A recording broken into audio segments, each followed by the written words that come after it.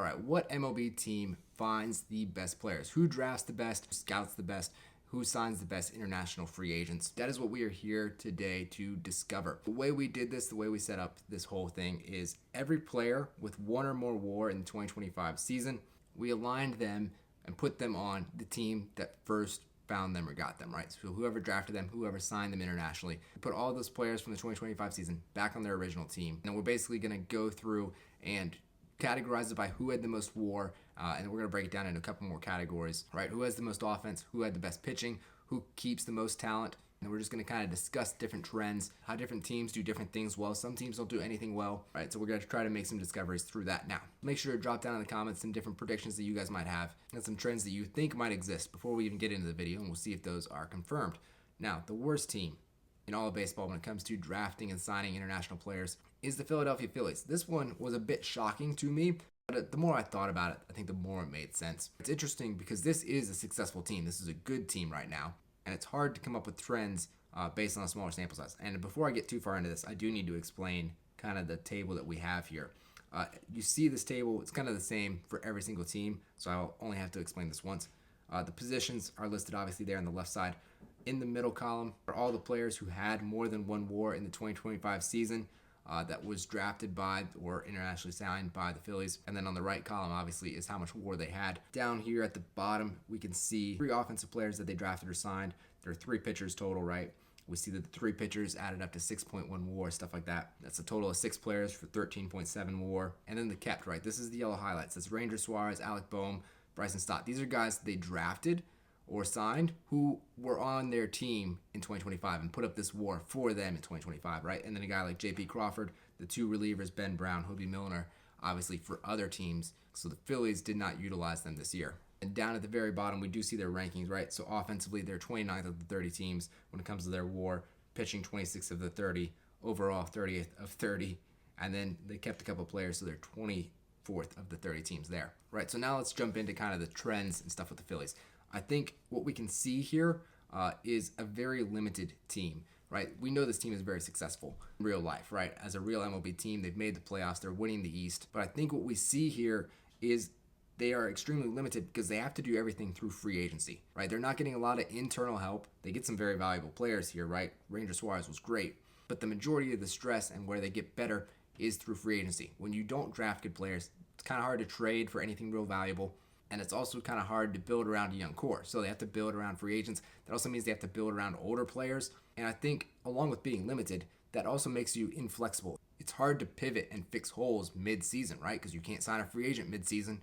You either need somebody to come up in your farm system and step up, or you need to make a trade. And those are the 2 things that they're limited in doing, right? We see this team is good and they need to make improvements, but they've already spent so much money just to get to where they are. If they look to continue to improve, it just puts more burden on the payroll at this point, right? Another concern I have too is they're not improving, right? This hasn't changed. Look at their current farm system ranking. They're 21st right now. Now let's move on to the number 29 team. Now this one is not a surprise. I think the Phillies were kind of a surprise because I think of them as a well-run organization. The Rockies here is not a surprise. It makes sense that this organization is here, but at the same time it doesn't, right? Like they have a lot of high draft picks, so with those high draft picks, they should have more players panning out than what they do. Obviously, they're a terrible team, though, so it makes sense. They don't have a lot of players producing anywhere. But this is why they stay bad, right? This is why year after year, things don't get better for them. Because you can have all the highest draft picks in the world. If you don't know how to utilize them, then you're just going to stay at the bottom. And the pitching woes are really what shocked me here. We see 3 total pitchers that they have found and signed. And obviously, we know it's incredibly hard to pitch and, do all that stuff in Coors Field. But you would think as an organization, if they were competent on the pitching end, they would at least have found some pitchers that other teams would have traded for who would have success outside of Coors Field at that point in their career. But just no pitchers come from Colorado, period. Which shows it's more than just the ballpark. It's a development thing. Other teams can't even utilize Rockies pitchers. So that's the glaring weakness here. Pitching woes, it's more than just the ballpark, because no other team is getting value out of Rockies pitchers either. They also have the number 24 farm system right now, which, how does that even work? You have Holiday, you have Condon. Those are their only top 100 prospects. Those are the trends that we see there. Now, let's move on to the number 28 team. We have the Miami Marlins. Now, we do have to give this team some credit. They do have new leadership. So the new leadership's been in a position for such a short period of time. The players that they have found and drafted, it's impossible for them to be MLB ready yet. So this team is really low, and that would make you think, obviously they're really bad at drafting and finding new players, but that's kind of like the old leadership that is responsible for this, right? The new GMs, Gabe Kapler, the new presidents, Peter Bendix, I think they're doing a really good job. We see here on this list, a lot of the offense is a lot older. You got JT Realmuto, you got Christian Yelich, Ozuna, Stanton, right? Those guys came up a long time ago. That's almost like 2 ownership groups ago that found and drafted those players. And this new ownership group on the offensive end, they've been in control for like 24 months now. Obviously, the players they've drafted have not come up and been a part of this, but we can look at some players that they've traded for and signed. This year, the Marlins offense had 7 players with 1 or more WAR, and they were all guys that Peter Bendix found and pulled out and kind of improved and got up here. So none of those 7 guys come from within the organization, but if that's kind of an indication of what Peter Bendix finds and identifies, I'd be rather encouraged by that. Now, the number 27 team is the Texas Rangers. Number 26 farm system, so again, another team that just doesn't have a lot of hope to be getting better in this regard. Now, they do have 6 young players who I think have a really bright future and the opportunity to put up a lot more WAR than what they did in 2025, right? So we got Kumar Rocker. We look around, you got Josh Young, Wyatt Langford, Evan Carter, Jack Leiter, right? So those guys, they contributed 1 or more WAR in 2025, but I think they can do even more in 2026. And if they play to their ability, that core would really improve where this team stands in this ranking. Overall, though, they are decent on the pitching end of things. I mean, top half of the league, 13th. But on the offensive end, Wyatt Langford's really all that they had produced in 2025. Everybody else, I mean, Josh Young had 1.7 WAR. Everybody else below 1.5. So they really need to find a way to get more out of their offensive players. And I think they have the ability to do that. Like I said, Young, Langford, Carter, it's a good core to build around. Number 26 is the Minnesota Twins. Another team I think that suffered from a down year, kind of impacting where they stand on this ranking. I think a lot of the players that we see here are capable of a lot more, right? Royce Lewis obviously is the definition of that. We also see they had no pitcher with 2 or more WAR, so no pitchers really showing upside, which is a concerning factor. They do have the number 2 farm system, so I think they are kind of destined to improve and move up this list just with that. And they have 5 more prospects right now who are top 100 prospects, so that's encouraging as well. This team, though, as a whole, really does a good job. I don't know if it's a good thing, but they find a lot of high ceiling, low floor players. We know Royce Lewis, Byron Buxton, Matt Wallner, sky's the limit for these guys, but we also know that they can be absolute disasters. If they're not healthy, if they strike out too much, for a guy like Ryan Jeffers, that can really shoot his value. You could have a down year like Spencer Steer, and it's just really not good. But potential, they're finding a lot of these lottery pick guys who just fit that definition of high ceiling, low floor. That's what they go for.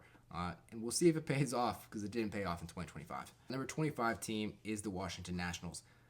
They are as high as they are, I think, only because of Juan Soto and Bryce Harper. If they hadn't found those two, I think they might actually be at the bottom. I mean, Jesus Luzardo pulls a lot of weight. Soto and Harper are kind of like can't miss guys, right? So do you even really get much credit for that? Now, this team is another team, kind of like the Marlins. They fired their GM, which makes sense, kind of looking at what they did here. So we have a new ownership group that we can't really say this ownership group is bad at this because it's new. They haven't had their guys get up yet. This was their first draft, really. But, just as we look at this list, every player here who's really good is kind of old, right? Or not old, yes, but because Soto's not old, but just been in the league for a good while. Soto's been in the league for a while. Harper's been in the league for a while. Luzardo, Pivetta, Robbie Ray, obviously. And, I mean, if they didn't have what they got in return for the Soto trade, they would be in a bad position as a team right now, too. But they do have a promising core because of that Soto trade. Now, they are 30th in the league in players kept, right? So we see they got Dalen Lyle, Jacob Young, Brad Lord, only guys they've kept. They just kind of give away everything decent that they find. Now, the number 24 team is the San Francisco Giants. Really solid pitching here. They found a lot of pitchers, and they found some good pitchers too. Not really a lot to say about the Giants in general, but definitely one of the better teams when it comes to finding pitching that we've seen so far on this list. Now, the number 23 team is the Tampa Bay Rays. I like to define them as Mr. Steal Your Prospect.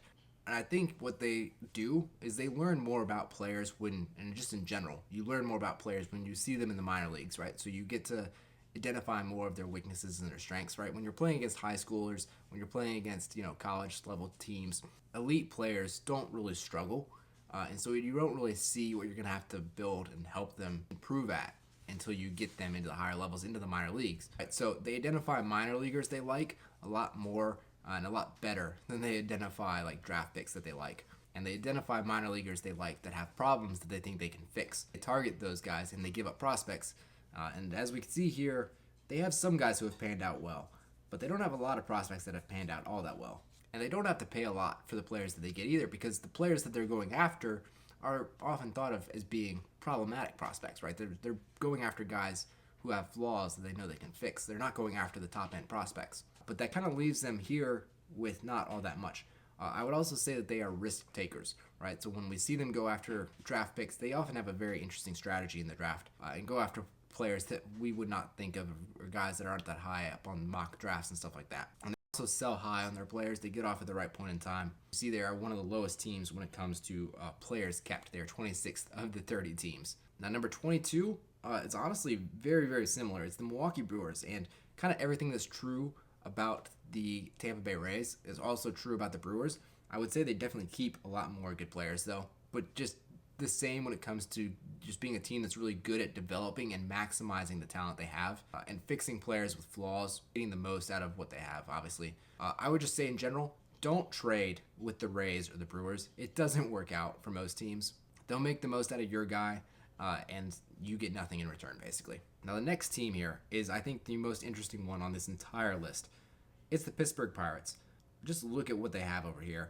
I think this is kind of obvious. It is not all that shocking, but it's just insane how exaggerated this is. They are 30th in offense. They have Jared Triolo and Ke'Bryan Hayes. Those guys are almost scraping over 1 WAR, 1.5 and 1.4. But then there's what they have on the pitching end. Number 1 out of all 30 teams. Look at all these pitchers they have found. And obviously they don't do a great job at keeping them, but they still have a full rotation. But this team has an obvious hole when it comes to finding offensive talent, but they are very good at finding pitchers. I mean, this is almost comical, like the parity that there is here from 1st to 30th on both sides of the ball. And even when they trade pitchers for hitters, the hitters they trade for don't often pan out. They just really have problems in their system developing and getting these hitters up here. Hopefully that's kind of beginning to change, but we have not seen it translate at all yet. Now, the number 20 team is the Boston Red Sox. Solid offense here, and really one of the impressive things about this offense is it spans a long period of time, right? So we have guys from back in the day like Xander Bogaerts, obviously Rafael Devers, Mookie Betts, whose MLB debuts were quite a while ago. And then you have other guys coming up now, right? Like Duran, Roman Anthony, Ceddanne Rafaela, obviously a young crop of guys who aren't even on this list yet on the offensive end. So it just kind of spans a long period of time. The real team issue is they desperately need to figure out the pitching end of things. You got 2 guys, and you've kept Bayo and Crawford. You got 1 reliever. They have done a good job of outsourcing their pitching, right? Going out and getting Crochet, Sonny Gray, guys like that, right? They've built a good rotation, but it's been external. It's been through trades. You do have young prospects like Toole, Witherspoon that I do like. Maybe this kind of changes going forward, but just overall, they haven't found their own pitching. So they're strong on the offensive end, weak on the pitching end. They're actually 30th in the league in pitching. They're actually the worst team at finding pitchers. Like I said, though, Toole, Witherspoon, hopefully those guys can start to turn this around a little bit. Number 19 is the Toronto Blue Jays. They go after a lot of bloodlines. You see guys with dads in the big leagues and stuff like that. A lot of catchers, right? You got Kirk, you got Moreno, you got Danny Jansen, and just a lot of infielders. Not a single outfielder. That's kind of one outfielder, sorry. I don't know if there's anything in that, right? You draft hitters and you kind of find positions for them later. Also, another team that's rather sparse on the pitching end. Now, number 18 is the Atlanta Braves, and I think a lot of this has to do with a down year, right? Like if Austin Riley bounces back, if Acuna Jr. bounces back, right? Those guys play like we think they should, then that alone would push this team up this ranking a good bit, because there are a lot of players here. We think of them as being really good players. But this is a team where we actually see the hole in this roster here is the same hole that they have in real life, and it is shortstop, right? They haven't found a shortstop, and they are struggling to fill the shortstop hole right now. And that's probably one of the most important offensive positions to be able to get and to find, because those guys are incredibly valuable. So no shortstop here, just like their actual team, honestly. The number 17 team is the Baltimore Orioles, and this feels a little low for what they have done recently, but this is another team that is kind of down due to their a lot of guys having down years. Look at the sheer amounts of guys on the offensive end, though. And remember the criteria we have for this. You have to have at least 1 WAR to be on here. Here are the offensive players who did not have one WAR, who I expect to be a lot better next year, and some top prospects that they still have, who just aren't even on this list. You got Mayo, you got Basallo, you got Cowser, you got Beavers, you got Mountcastle, and you got Jeremiah Jackson. All of those guys had under one WAR this year, but I do have much higher expectations for them moving forward. If those guys got up here, that would boost this team incredibly. And they already have so many players in the offensive end. And I just named 6 more that could easily get onto this list. Even a lot of the guys on this list play a lot better. Holiday can play better. Rushman can play better. Westberg didn't play much. He played well when he was on the field, but he didn't play much. Gunnar Henderson can play better. Now, there is a concern. Maybe prospects are just overrated. Maybe we expect too much out of prospects. Maybe that's why this team is as low as they are, because we put too much stock in the top prospects in the game. Maybe this is who Adley is. Maybe this is who Jackson Holiday is. Maybe the 7 guys that I listed here aren't actually going to get above one more. Maybe they're just not that good. That is a concern. I personally don't buy into that, though. I think these guys are going to be just fine moving forward. The other possible concern that you could have here is this team just here because they had high draft picks? Like, have they really built a good farm system outside of just drafting high every single year? So that is a concern that if you have high draft picks, you can't even mess it up. Like, you're just bound to get good players because everybody knows who the good players are. Now, on the pitching end, this is another team where we see the weakness in this, what we're doing here, is the exact same as the weakness that they have in real life. It's pitching. They don't have much pitching here. The 3 pitchers that we have here, Josh Hader, Kevin Gausman, Eduardo Rodriguez, those guys were not drafted recently. That is a long time ago. There's been nobody drafted recently who put up one more this year. That is very concerning for this team. Now, the number 16 team, kind of inverse of the Orioles, actually, is the Cincinnati Reds, coming out of a rebuild here. So in that regard, they are kind of similar to the Orioles. They're kind of finding their groove. A lot of players are getting better, getting adjusted to the big leagues, going through some growing pain. But I think where they're really the opposite of the Orioles is what we see on the pitching end. They are 4th in all of baseball when it comes to finding pitching, and it's only getting better. I mean, this is year 1 of Chase Burns. They have lots of young and exciting pitchers here, but rather underwhelming on the offensive end, right? Only 5 guys offensively, and Ellie put up a lot of WAR. Friedel put up about 3. Would really like them to improve what they're doing and what they're getting on the offensive end here to really bring this team into what they can be with this pitching staff, which is one of the best teams in baseball. Then the number 15 team is the Los Angeles Angels. Thank you, Ohtani. Right? He does a lot of this. That's an international signing that is credited to them. And I did the math. They would be 28th on this list if it were not for Ohtani. So Ohtani alone takes them from 28 to 15. Now, we know that they have a big reputation for drafting MLB-ready guys. This is another team, though, who we see the weakness here is kind of the weakness in real life. The pitching end of things, right? We know Jose Soriano's been good for them, but Corbin's been up and down. Obviously, they didn't keep him. Ohtani is now gone. Detmers has been very up and down. Bradish has been up and down. And then, of course, they just didn't keep any of those guys anyway. And I don't know if you'd really want to keep those guys, but you got to have something to build around on the pitching end. They just haven't. And so it's been an absolute disaster for this team finding pitching recently, and they've tried to address it, right? They've drafted a lot of pitchers, but they have not translated at all. So there's something going on in the development side of things for this team that's really hurting them on the pitching end. Like, even the offense, I think they should be getting a lot more out of the players that they've had. And that kind of goes back to development. They draft MLB-ready guys. Neto's been good, but I think the other guys are getting some more. There's a good quantity of guys here because when you draft high-level college guys, right, you kind of know they have what it takes to play at the MLB level. But the ceiling isn't that high for them. And then on top of that, they just haven't developed these guys all that well. All right, you look at a guy like Logan O'Hoppe. You want to be able to get more out of him. Shanuel, 1.4 WAR, not all that great. Adele, been very disappointing, right? So obviously the development system for the Angels really needs to take a hard look in the mirror. Now the number 14 team is the Kansas City Royals. Very reliant on just a few guys here, right? So we got Whit Garcia and Vinny Pasquantino doing a lot of the heavy lifting just for their team in general, right, in real life. And this is another team, they have a new pitching system. And they've kind of recently revamped this, and we see this taking off and helping guys. I think this is just another one where we got to give it a little bit more time with their new system and stuff. But we kind of see, like with Bubik and what they did with getting Reagans, they are translating pitchers really well. Waka coming over, pitched better. And I think the prospects will kind of follow suit. You just got to give those guys a little bit more time. Now, the number 13 team, you guys will probably be surprised that they've lasted this long before getting on here. It's the Chicago White Sox. They've had some big pitchers. Obviously, the issue, I think, it doesn't take a whole lot to figure this out. You just got to keep them. They're 25th in ranks when it comes to keeping your guys but have the 13th most WAR among all of these guys. I think they have a lot of big players. They don't have a lot of quantity though, right? So you got Crochet putting up a lot of WAR. You got Sale putting up a lot of WAR. You got Rodon putting up a lot of WAR. And then on the offensive end, you got Fernando Tatis Jr. putting up a lot of that. You got Colson Montgomery put up 2.7.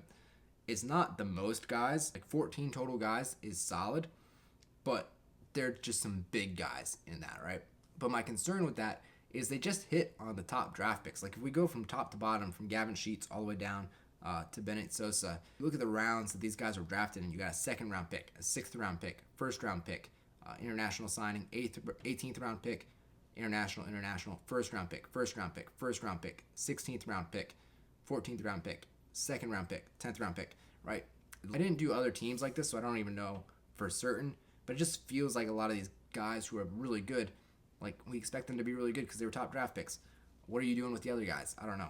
Obviously, though, the one big thing moving forward for this team that they need to do to improve, they got to pay up, right? You just can't keep your guys, and they can't cover their weaknesses on the pitching side of the ball. You know, they could have a really good pitching staff. It would cost a lot of money.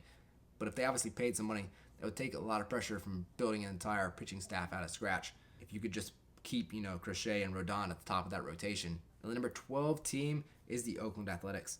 Shocker, another team, the weakness you see here is all this empty space. It's exactly the empty space that they have in their real team. No pitching. Now, this is a team, I think, overall, we see the A's get a lot of flack for not keeping players. I think this is the ownership versus management debate. I think this team has very good team management. They're very good at scouting players. They're very good at finding players. They're very good at developing players. But the ownership doesn't work with the management, and the ownership doesn't pay the players that they find. So they end up doing a lot of benefits for a lot of other teams around the league. But they have found some really good hitters.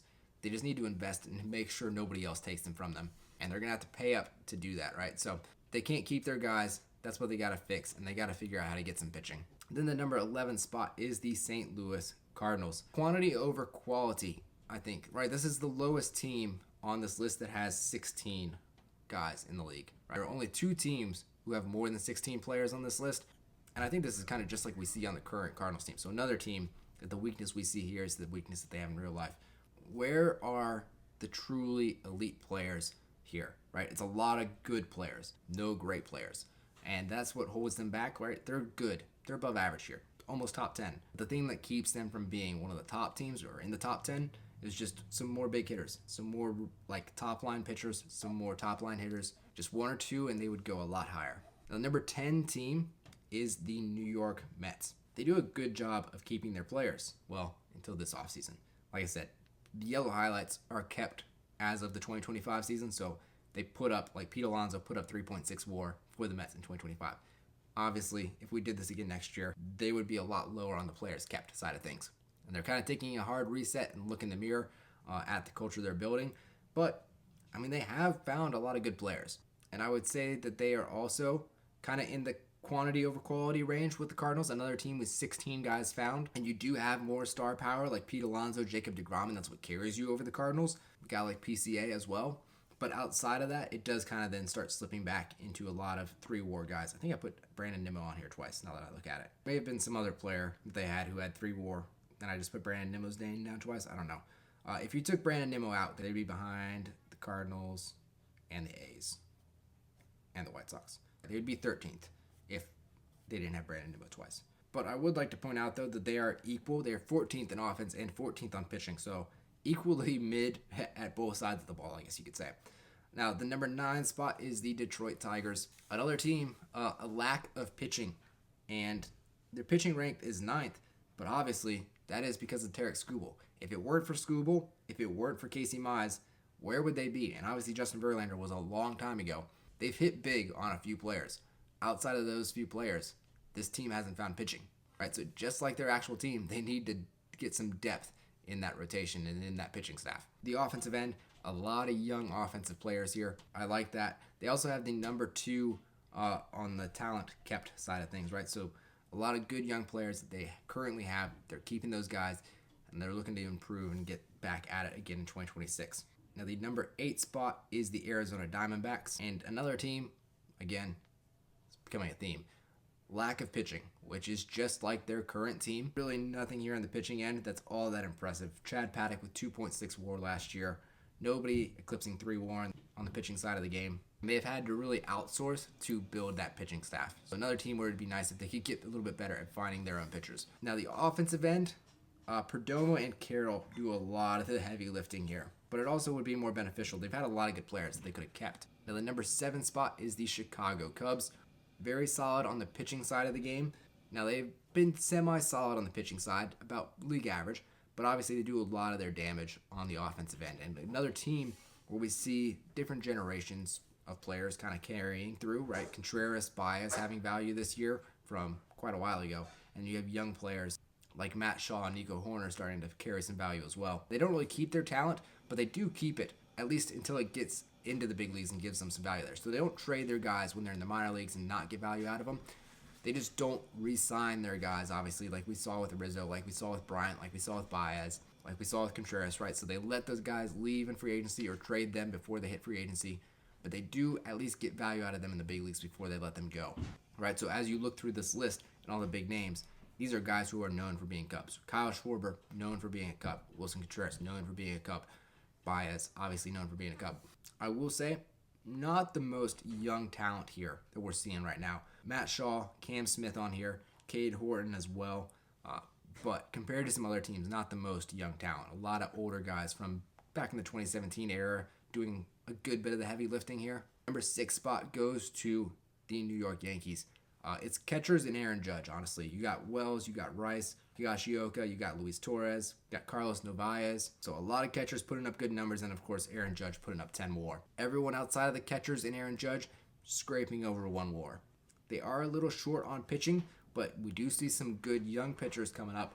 Will Warren might be able to give more next year. Cam Schittler might be able to do more. Clark Schmidt, good young pitcher, might be able to see these guys contribute more and more as time goes on and as they get older. Might be a promising core coming up there on the pitching end that'll really help them out.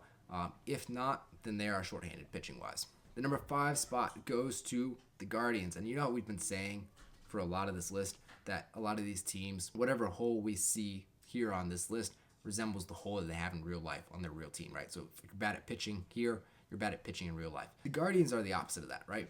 If you look at this list, they are number 2 on the offensive end, and they are number 21 on the pitching end, which is the exact opposite of what we think of when we think of the Guardians. We think of the Guardians as being a very pitching-centric team and kind of a scrappy team on the offensive end. It's because they haven't kept their offensive players, aside from Ramirez and Kwan, but they have had a lot of good offensive players, like Ernie Clement, really good. Lindor, obviously. Junior Caminero came from this system. Yandy Diaz came from this system.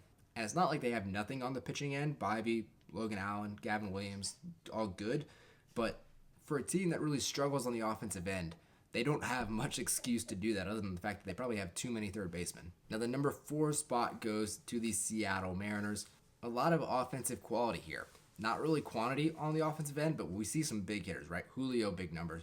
Ketel Marte, big numbers. Cal Raleigh, obviously massive numbers, MVP level guy. But that said, only 5 offensive players here found. So again, quality over quantity on the offensive end for them. And obviously we know who they are on the pitching end of things. Pitching is this team's bread and butter. They have kept their most valuable pitchers, aside from Freddie Peralta. So a big lottery ticket team probably. When you see them drafting, they go after a lot of crazy guys, and they get them to pan out, especially on the pitching end. But a lot of teams in the league need to take a look at how the Mariners do their pitching system, and how they scout, how they go after guys. Probably copy a lot of the things that they're doing there. Now the number 3 spot is the Los Angeles Dodgers. This just is not fair, but they are equally balanced. You see here, they are number 6 in both offense, and they're number 6 in pitching. So they're equally good in top 10 on both sides of the ball, which is unusual. We don't see that from a lot of teams here. And look at how few guys are just scraping over 1 WAR, right? We have a lot of guys 3, 4, 4.9 WAR, right? Very few guys between 1 and 2. I mean, obviously the bullpen guys, but bullpen guys are doing good just to get over 1 in general, right? So the quality of players the Dodgers have is incredible, right? Everyone is high value. The scary thing and the unfair thing, they still have the number 1 farm system. Don't get me started. They're only going to get better here. Number 2 spot is the San Diego Padres. There are 20 players here. They have found so many good players. Look at all the relievers too. I mean, that's a lot. The key thing here is look how few they have kept. They've kept 2 of the 20 guys that are on here. Right? They have very little patience. Everybody can just be traded. They fill the needs they have when they have them. So I got a hole here. I got some guys in the minor leagues that aren't going to be able to fill that hole for a year or two. I'm going to trade those guys to fill that hole right now with a good player. And it works for them. And they're very good at drafting and finding these players. So teams are very willing to trade with them because they're going to give up, and they don't seem to value their prospects a lot, but they have good prospects, right? So if the Padres offer you a trade, take it. It's just interesting that they do that, and it's such a clear contrast to what everybody else in the league does. But the number one spot on this list, and it kind of proves that offense is king, it is the Houston Astros. Pitchers come and go, right? And you see some good pitchers here on this list that they have. They're still top 10 in pitching, and they have some big WAR pitchers. But, I mean, this offense, the offense is really what carries them. And it's offense, and it's quantity, and it's quality. There's big names. There's a lot of names. Maybe a little bit older, you could say guys like Altuve, Springer, Kyle Tucker, Carlos Correa. Not the youngest guys, but they're still in the league. They're still bringing value. A lot of them are still on the Astros. And so the Astros are the number one in this ranking. And that is kind of the end of our list. We've now gone through all 30 teams. Those are the conclusions that we drew with them. Let me know down in the comments what you thought was interesting, anything I did wrong that you would like to see updated, and I will see you guys next time for the next analysis that we do. Thank you.